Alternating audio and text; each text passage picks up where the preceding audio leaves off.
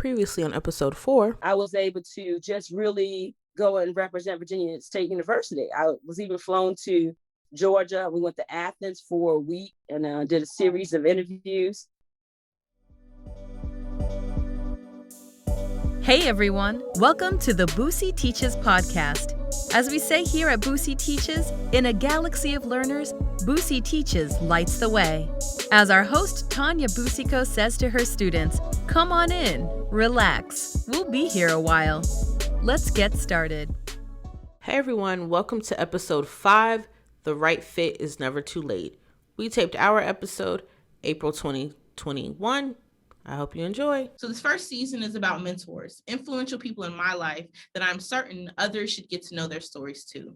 While they are the most successful people I know, they are also the most generous. So today we have the incomparable Reverend Dr. Nathaniel West. He is a theologian, a counselor, professor, and I like to say a life coach. He supports people in discerning their spiritual gifts and career plans. He is assistant professor of Christian education and the co-director of Thriving in Ministry grant with the Lilly Foundation. And he is the assistant professor at the Dewitt Proctor School of Theology at Virginia Union. We like to say it like this. A little bit about his background. So Dr. West received the Bachelor of Science in Accounting degree from Christopher Newport University in Newport News, Virginia. He earned the MDiv at the Samuel DeWitt Proctor School of Theology at Virginia Union. Then he continued his theological education at the Presbyterian School of Christian Education, where he earned the Master of Arts in Christian Education degree, or MACE degree as we call it. He earned a PhD in education at Virginia Commonwealth University, and he also completed the Master's in Professional Counseling at Liberty University. Served also as a former pastor, minister of Christian ed, executive minister. He's been on the board of Caritas. But let me tell you a little bit about how we met. So Dr. West was my Christian education professor, and I was an interesting student. That class was so important. That class for me actually charted the course of my life because our final project, I wrote about a ministry proposal, which was sacred theater. And so that was the first time I was able to bring together this notion of theology and theater as an artist. Then we also had formation for ministry. For those who are unfamiliar at STVU, and I think it's a little bit different now, but we used to have 3 years of the discernment process. What does it mean? Yes, you're called, but called to what? So we took various personality and spiritual gifts assessments. Then we started working editing together with doctoral students, which was an experience. And for me, Dr. West has been instrumental in helping me choose my doctoral program, being a mentor, and just all around life coach. But let's talk to Dr. West. All right, so my first question is, how are you? I'm doing well. Good morning. It's good to be here. Doing very, very well. Navigating what I call the double pandemics.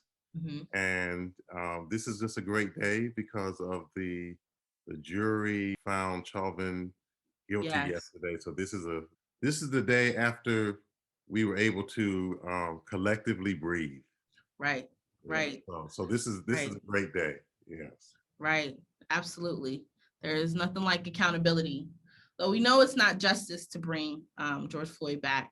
It's definitely going to have some shifts in our nation, hopefully. Yeah. So to shift the conversation a little, tell us about yourself as a student, whether secondary school, college, or both. What kind of student were you, Dr. West? Okay, so I'll talk about college. Okay. Because, so when I got out of high school, I joined the Army. So I was in the Army for probably about 7 years. While I was in the Army, probably attended 3 or 4 different schools. That's only because I would take a class or something, but then they would move me and I'd take another, class or so. Mm-hmm. So when I got out the Army, I decided to go to school full time. I was very, since I was in the military, I was very focused and very organized. Oh, I'm sure. I was really like, I'm on a 3-year plan. Mm-hmm. So because I was in my mid-20s then, and I was, I was on a 3-year plan to finish. So I was very focused and very organized, wanted to do well. I didn't do well, I guess in undergrad, I did do a lot in terms of participating in other campus activities. But as a student, though, I was focused in class, I was studying, I was organized. I remember because I used to work while I was full time in school, I was working as a cook in a restaurant. Oh, I didn't Yeah. know that. Okay. And I worked at night. So a lot of times I'd have to close the restaurant, but Mm-hmm. I would close the restaurant, stay there Mm-hmm. and study Wow. till like 6 or 7 in the morning, go Wow. home, take a shower and go to school. Wow. What kind Uh, of restaurant was it? it was a Mexican restaurant. Really? Yes, it was a Mexican restaurant. Let It me was, find out. So you know how to cook all the Mexican food? well, at that time I did. Right, right. And that's a good point to bring out, because I think for a lot of students, even for a lot of people, because though this podcast is for students, it's also to inspire anyone. And the great Mhm, thing about that is, for those of us who maybe don't go to college at 18, that are a mhm. little bit older, or even 30s, 40s, 50s, Yeah. that it's not too late. And I appreciate that. Oh yeah. Um, Yeah. I agree with you. It's never too late. yeah, Yeah. As long as you're breathing, it's not too late right. to get what you want. Right. Right. Do you have any memorable professors when you were in undergrad? Okay, let me see. When I was in undergrad, I'm just trying to, Lord, I can't remember if I had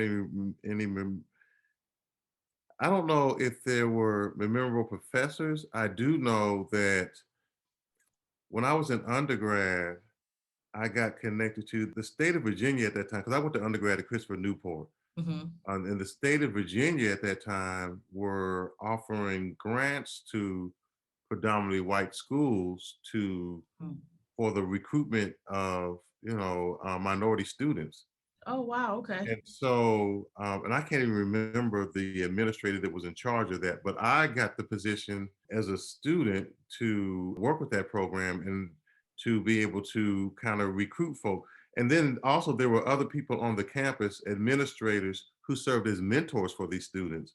Oh, nice. So I don't remember all their names, but I do remember the registrar. I can't remember his name. Him and I had a good relationship the whole time. I was telling my daughter who's getting ready to go to Hampton, she was registering for classes this week online. I said, you will never have the joy because in the 80s, there was no registering online. You stood in line for hours I've heard to and register seen. for classes. So I did that one time until I got with that program because the registrar was a part of that program. Wow. And from that time on, I just gave him my information. He made sure I got registered. Wow. And I'm glad that you say that too. And the reason why I wanted to follow up, because it's so important as students or people in general to build relationships even outside of your faculty members.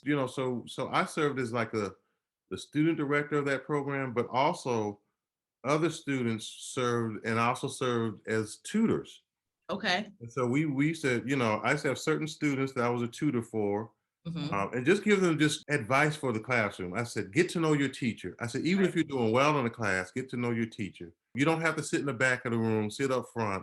Make sure your professor knows you, ask questions, because it is just so helpful to make sure that you are somebody they know and just not another number in the Right. class. Mm-hmm. Absolutely. Absolutely. Let's shift a little bit to Okay. genius or purpose. So along those lines, what would you say is your genius or your purpose? I am absolutely, I put everything I do under the umbrella. I call myself an educator. Okay.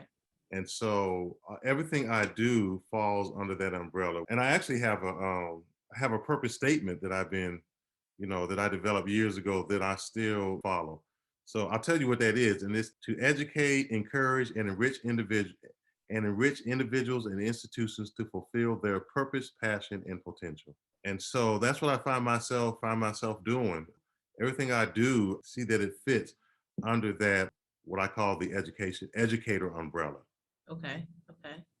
Um, I never heard of a purpose statement, or maybe I did when I was in seminary, What would be is that for like jobs, or like what's a reason to have a purpose statement? So because it guides my life. It helps me to say what fits in, and it helps me to say no to the things that don't fit in. Oh, that's good. A purpose statement. I like Yeah. that. So it's my why. Oh, I like that. This is why I exist. Right. I'm gonna have to do that. Because even everybody, because what happens in life, I think, is that people, when they get to know you, they want you to do certain things, and it's not that what they want you to do is right or wrong, Right. but it's a question of, does it fit with who you are and why you exist? That's good. Sometimes we have to say no, not because the thing is wrong, but it just doesn't fit. And for me, what it helped me with is, because there's still only 24 hours in a day. Right. And it's impossible to say yes to everything and everybody. You're right. So yes, it keeps me grounded. It keeps me focused. I haven't tweaked it in a while because it still fits. Right. Would you say, how long ago did you write it? Oh, this probably had to be, I don't know, 15, 20 years ago. Wow. For most organizations, they would call it a mission statement. Right. That's what it sounded like. But I was like, Yeah. I've never heard of the purpose statement. But speaking about your purpose, though, how did you discover it? Just over a period of time. That's what I keep hearing. Yes. So I do remember when I was probably 17, 16, I was still a teenager because I was still in high school.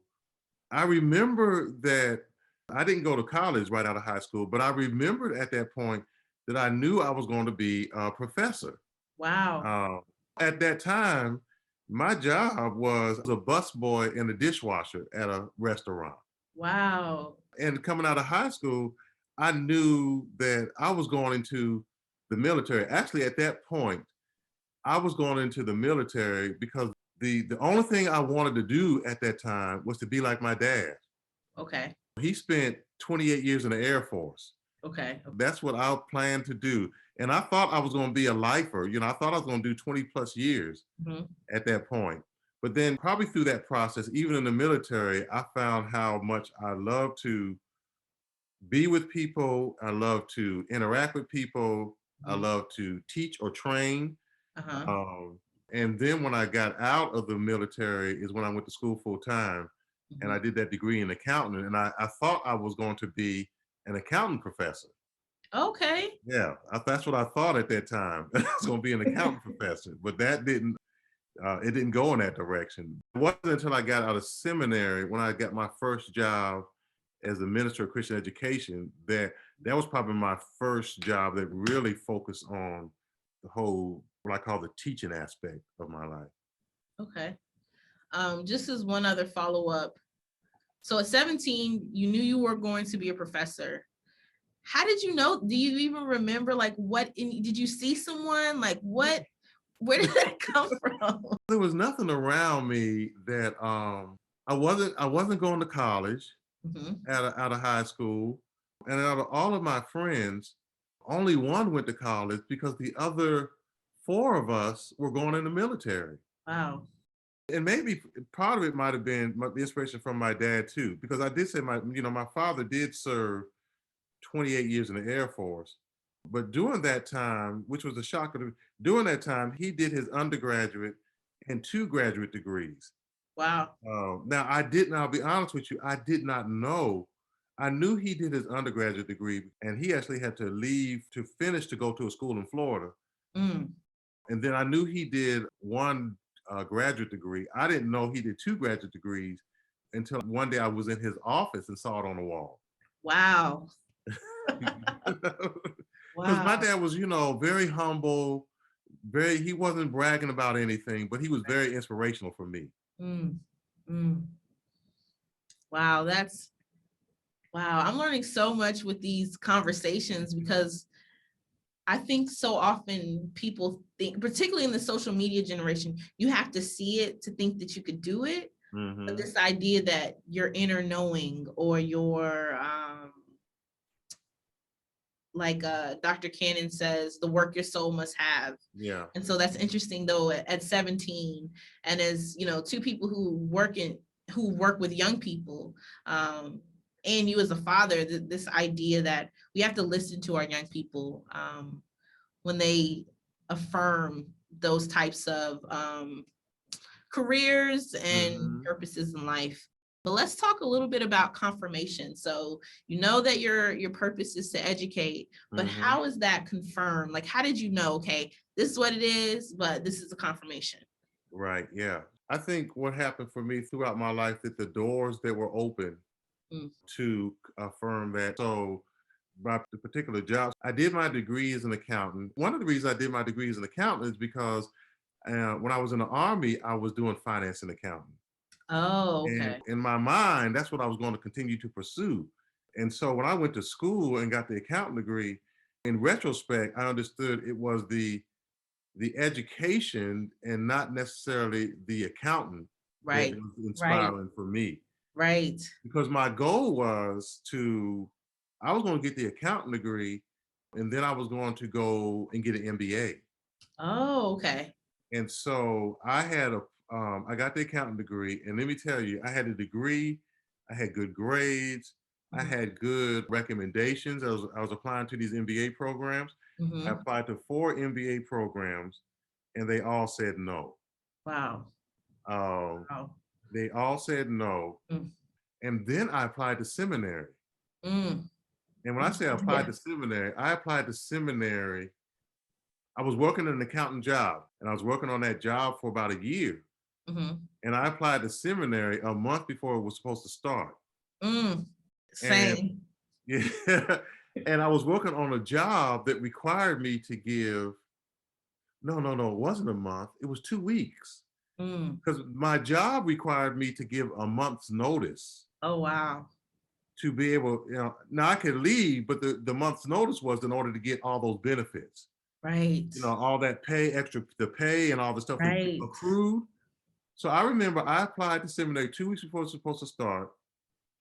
I got my acceptance letter. I remember I got it, and I went and talked to my supervisor. One of the first things she said was, well, you're not going to be able to get your benefits. I said, I know, but I have to go. Right. And so 2 weeks later, I was off, and they were very nice. They surprised me with a going away thing, which was very nice. And so you asked about affirmation. This is kind of the affirmation. This is how, when that God is moving. I already knew that God is moving, I think, but God shows us that God is moving. Right. So when they did that, that last day on the job, not my supervisor, but her supervisor pulled me to the side and said, generally it's a month. We need a month advance, but we're giving you all the benefits, although it was only 2 weeks. Now, when you talk about affirmation, when I had decided to come to seminary, Tanya, I had no idea how I was going to pay for it. Right. The only money I had was, I knew I had one more check coming from that job. So I came up here, and since I was an accountant, I'll never forget, I went to the accounting department undergrad on Virginia Union to see if they needed any help. At that time, Dr. Ruth Harris was the dean, and she told me no, they didn't have any professor positions open. They had just hired a tutor. That was a Monday, I'll never forget. I was in the dorm. She called me in the dorm on Thursday and said, the person that we had for tutoring is not going to be able to do it. Do you want the job? Wow. So I tutored undergraduate accountant students 3 days a week. Wow. Those were kind of the things that happened in my life to affirm that I was on the right track. Right. Oh, wow. Yeah. The same thing with my job that I got, my first job out of seminary. I'll never forget, I went to the interview, and when I came out of that interview, I said, this is my job. Now, what I found out later was, because they had more people to interview, but what I found out later was the committee that night, they said, he's the one.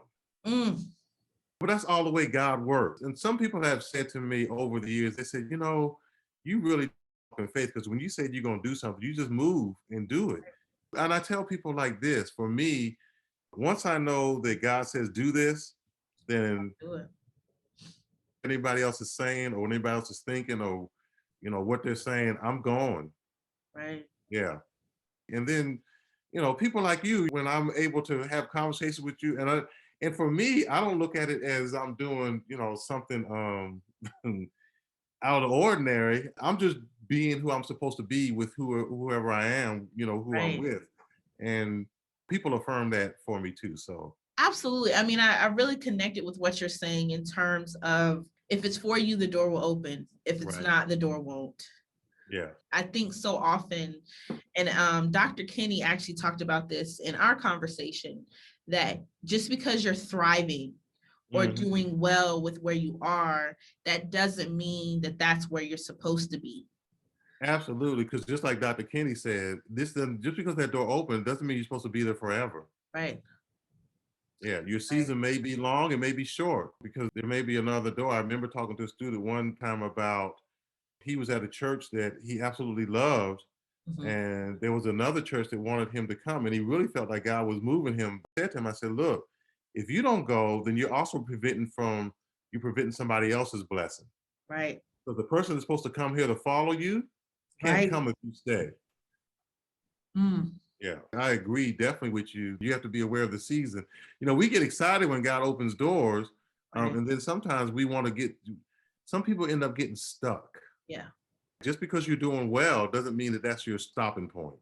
Right. Right. And I like how you said, because we have to leave the door open for other people, that if we stay, even if we're thriving, even if it looks like it's working, Mm-hmm. we can also be a hindrance for someone else to be in our spot. Absolutely. So just going a little bit further in conversation, Mm-hmm. what role does dreaming or imagination play in your life? So you talk about, being steadfast, and when you know what God is telling you, you just do it, and but what role does, because nowadays everything is so catchy, so like manifesting, Mm-hmm. which to me is nothing different than like Romans 4 and I think 17b, call those things that be not as though they were. Mm-hmm. Black people have been manifesting forever. Right. Right. To imagine a different future, to pray even when we could not see. But for you, what does that mean for you? Yeah, so imagination I think is so key, because the imagination for me speaks about inspiration and hope Mm. and newness. I think connecting to what we just talked about, just because things are going well, and this is where I think a lot of people get stuck because they stop imagining. Right. They stop imagining. And so one of the things I love to do is teach. So when the pandemic happened and then we had to switch to, online learning, from experience that I love to do a lot of things in the classroom. Yes. And I Yes. did not know if that was going to how to translate that at Right. that point to online learning. But I just dove myself into, because one of the things I really do is I'll just try stuff. Right. I don't wait to see if this is going to work or somebody else's thought or opinion about it. I Right. just try it and do it. And so that kind of imagination gives you inspiration and hope. One of the things that I think about, when I think about teaching, was our classes are 4 hours long. Yes. And Still? oh, yes. Oh, So wow. one of the things I don't like as a student, I said, I don't prefer as a student, is to sit and listen to somebody talk for 4 hours. Right. Right. So I started imagining, because imagination to me is also creativity. Yes. So how do I make this, that people want to come to, Right. and they want to be a part of this. As a student, it's hard to go to a class week after week if you're not inspired. It's true. And so imagination helps to be creative. It helps to try something new, because I do it all. My end goal that I think about when I'm educating, when I'm teaching, when I'm counseling, is not only how this is going to impact this student, but my end goal is around how is it going to impact the people that the student will be interacting with. Mm.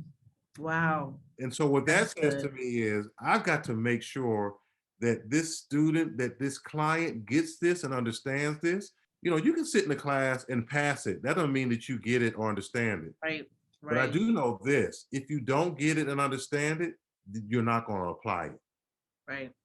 And so I have to do it in a way that I know that when you leave that classroom, that you can apply it and you want to apply it. So imagination helps with all of that. It doesn't get you stuck. It makes you question when you're in a box. Right. because it's easy to get in the box. And sometimes Mhm. some other people will come and help you recognize that if you don't recognize it for yourself.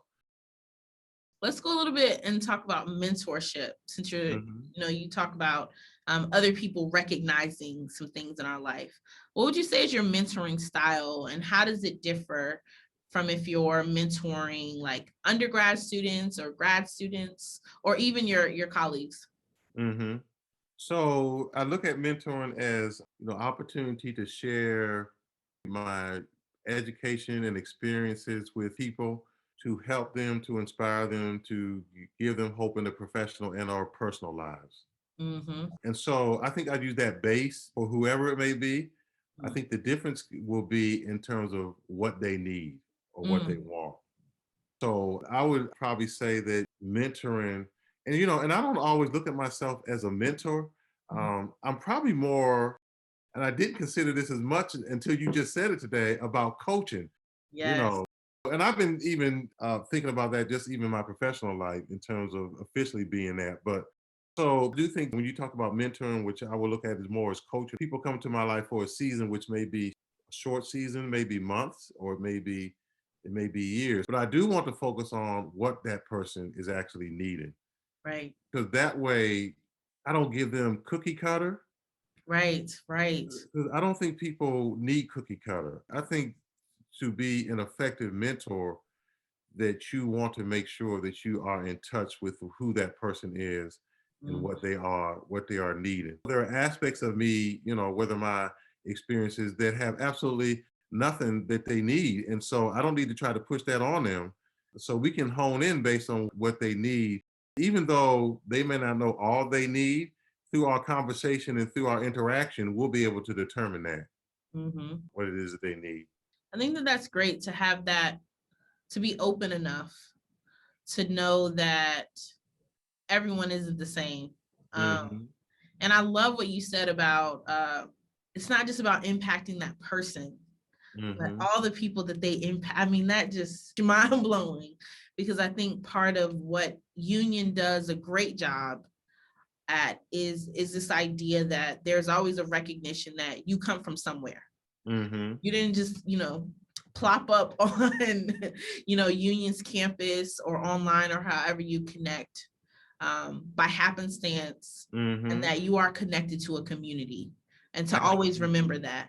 Yeah, I even take it further because I tell all my classes that we are both teachers and students. So when you say you come from somewhere, I say when you enter my classroom, you come with some knowledge.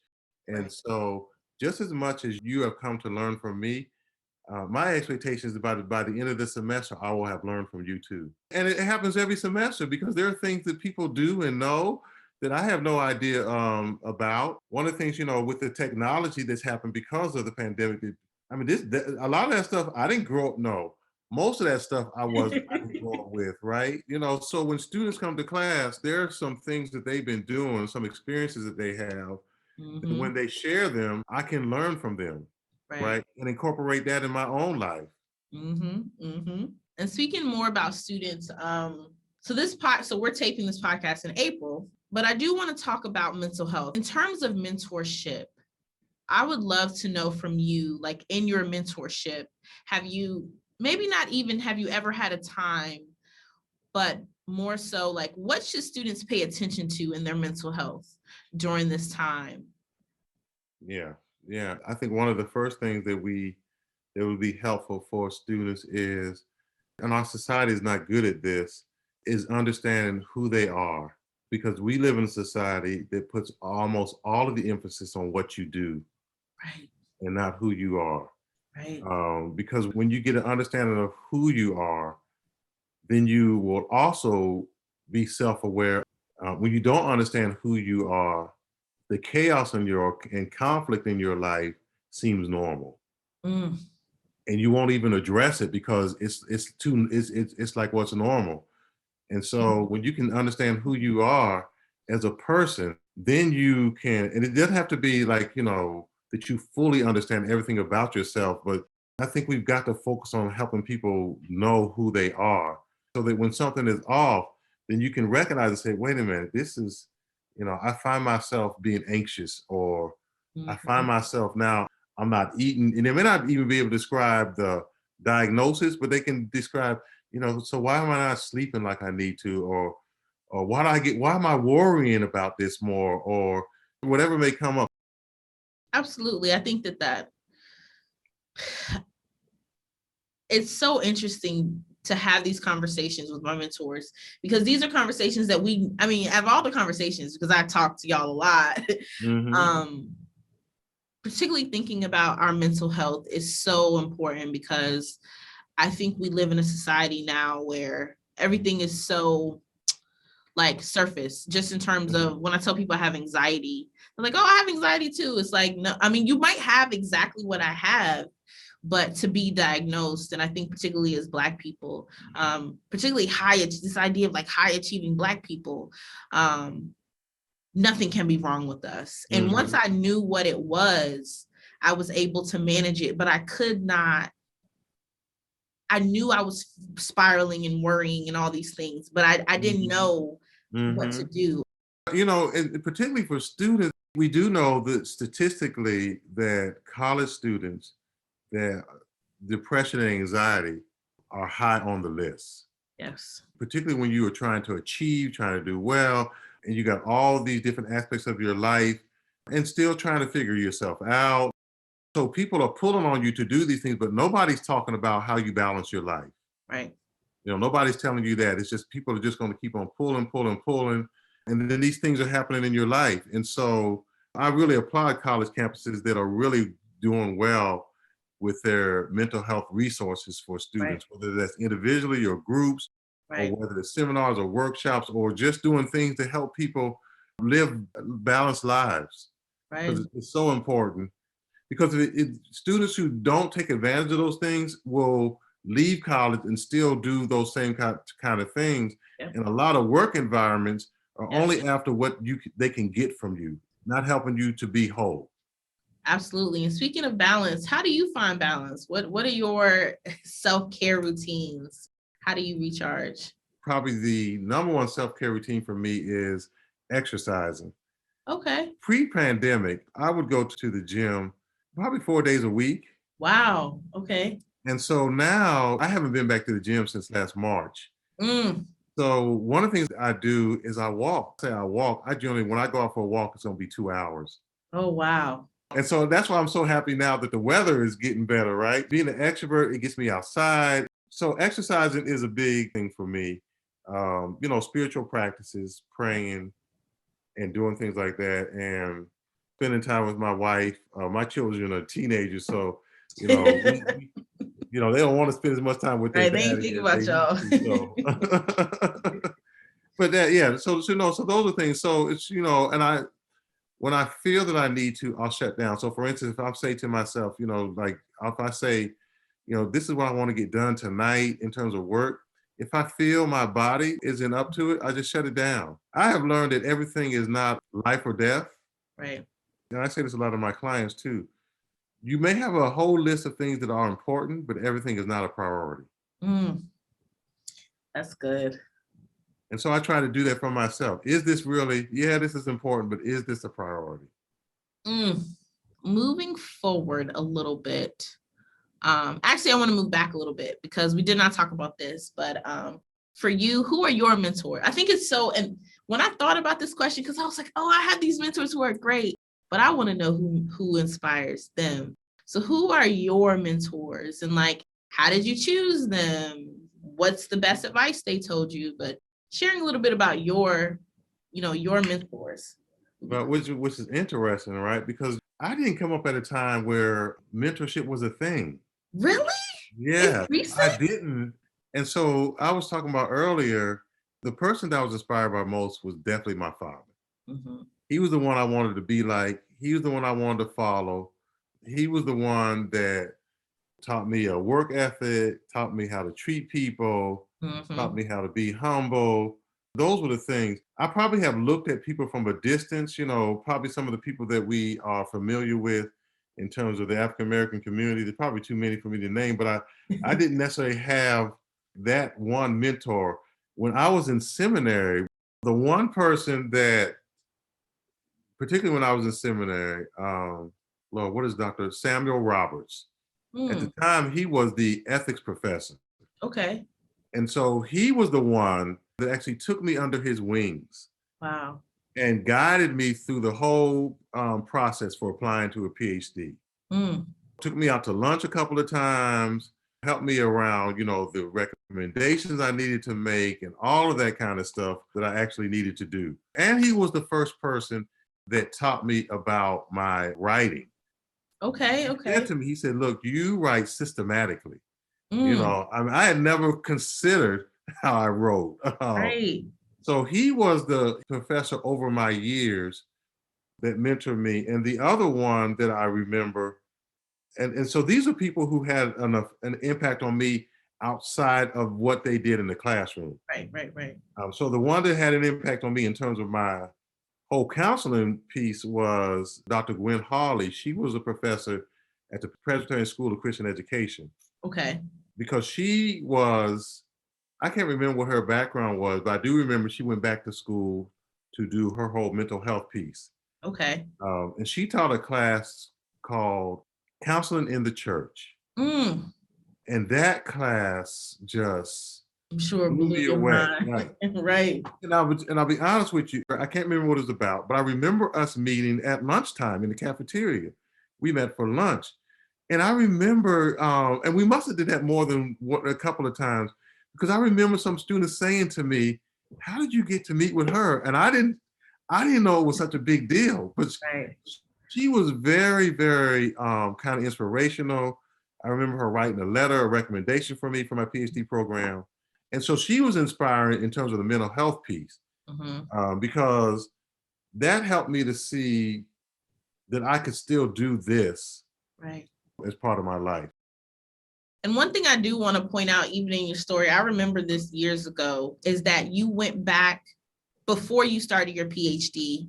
You went and took a writing class, a first-year writing class. Yes. And that stuck with me because doing writing and editing, so many people always ask, like, oh, can you teach me writing? And I always give people that advice you gave from your story, that sometimes you may have to go back Mm-hmm. and take that class again. Mm-hmm. Because it is a humbling experience, especially if you've achieved all these things, to be able to say, let me work on this. Let me hone my skills. My writing skills were honed in the MDiv program, and I just wanted to make sure I was in touch. So let me just say this, So when I got out to high school, I went in the military. I did finance and accounting. Then I got a degree. When I came to seminary, my expertise was in numbers. Mm, Other than my English classes in undergrad, there wasn't a whole lot of writing I had to do. For years, I wasn't writing papers. right. I wasn't doing that kind of writing. So I just thought that going from seminary to a PhD program was going to be another level of writing. Mm.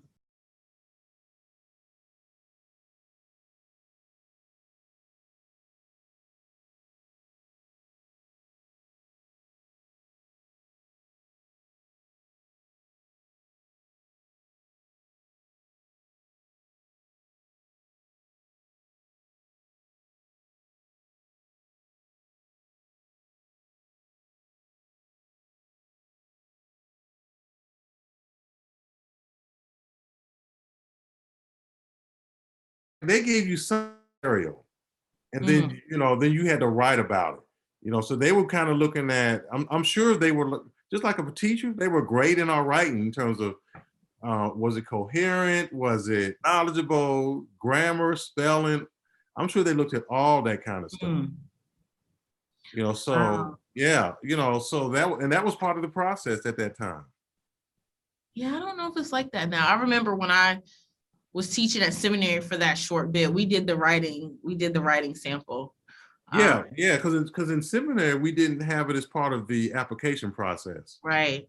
But it was transformational, even having that time, just to be able to help students identify what they were great at, because so many students always come in and say, like, oh, I can't write. And it's not that. Like, it's just learning specific skills and styles. Well, your writing class at seminary was, that was something that I would think should have continued. But I think that was just groundbreaking. And, you know, like I know the students were so inspired. I mean, I didn't realize at the time, I didn't know what I was doing. I was just like, I need a job. I know that I'm great at this thing. And I know that I care about writing.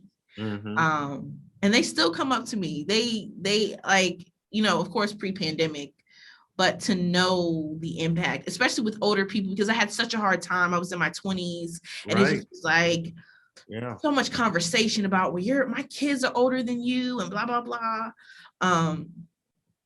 But to still know that you could have that impact on people is just phenomenal. And I'm grateful for that. Like, I would love to bring that back in some iteration, in some form. But now let's get to the fun part. So before I assume, do you listen to hip hop? Now, see, that I was saying, oh, Lord, I don't know any of that. Okay, so I wasn't sure. So I probably listen. I just don't know all of the, you know. Right. So this is the fun section.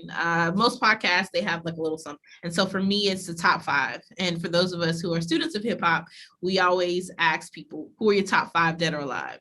So for our conversation, I was like, well, Dr. West would definitely know about like cookouts and cookout songs. So for you, what are your top 5 cookout songs or like feel good songs? Yes, I should have thought about that too. You know, I don't know if I had any probably top 5 songs. Well, so let me see. Or artists? Now, one of the songs that I can think about, I'm trying to remember the name because it's Will Smith. Oh, Summertime? Summertime. Yeah, or I think it's called Summertime, but I always say whatever the name of that song is. Yeah. Because, you know, at cookouts, any music, yes.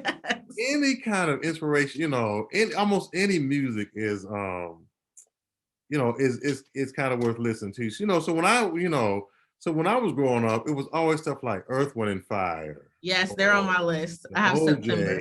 You know. Oh, I didn't think about the OJ. Yeah, I have. Those, you know, all that kind of music was inspirational to right. You know, to me. So, you know, I don't know if I have a favorite one, but I just like having music around, you know, the you know, any kind of cookout. Yeah. Like, you know, I did tap into the Isley Brothers and the verses. Yes. I am so obsessed with verses. Like yes. that was but it was. They look so. I was like, oh, not Black Don't Crack. Like they look amazing. I mean, it's people my age that look older than them. I was like, that. Yeah, I mean, you know, you look at Ron Isley and like, I mean, he's still walking around like he's 30 years old. You know? Yes. That is, I love all that Versus is doing. Yeah. And their voices haven't changed. They're still doing the same notes they did. Even the guy, I don't know what his name is, but the guy that sings the high notes from Earth, Wind, and Fire. Philip Bailey. Yes. And everybody on the chat was like, I wonder if he's going to hit that high note. And then he hit the high note. He's still. Like, wow. Yes. Absolutely. Yes. I appreciate that. Yeah. I love cookout songs. Like, cause my family, everyone's older. And so, we grew up on the Before I Let Go, Frankie Beverly and May. Oh, that one for sure. Yes. Outstanding, the Gap Band before Charlie Wilson was. The Gap Band. Yes, all of that. Yeah. Even 90s, like I love Montel Jordan. This Is How We Do It. Okay. Now see, you know all the names, but all of those songs would be great. Well, no, I looked it up. That's why I didn't. Some of them I knew, but I looked it up. The other one I love too is like my family loves dancing, so we do a lot of line dancing. And I'm not big on all the new ones. I'm simple. I like the cha-cha. I don't like the wobble. Everyone was the wobble. I don't like the wobble, but the cha-cha slide, I love cha-cha slide. Well, I want to first of all, again, thank you for participating in this podcast and every other interview that I've ever done for school. To let y'all know, like Dr. West is my go-to interview person for any type of interview. But I appreciate having this conversation and being able to laugh, reflect, and just be able to give you your flowers, because I think it's so important, particularly with the passing like various hip hop artists and people in general. So often people hear the impact. I mean, so often people don't hear the impact that someone is standing, you know, at your celebration of life to tell you how you've impacted them. But I just want to tell you thank you. And I tell everybody about Dr. West. So I see people I went to seminary with, they're like, oh, Dr. West ain't do all that for me. It's like, look, I don't know what to tell you, but Dr. West is my life. When you were coming through seminary, we connected not only in class, but just in the hallways. Yes, and eating. I felt like when I was in seminary, we just ate all, like, I don't even know. We just always had food on campus. Like, it was just always, We just hung out in my office. We could talk, you know, so there were a lot of opportunities to interact outside of the classroom. Right. But again, I want to thank you. And thank you.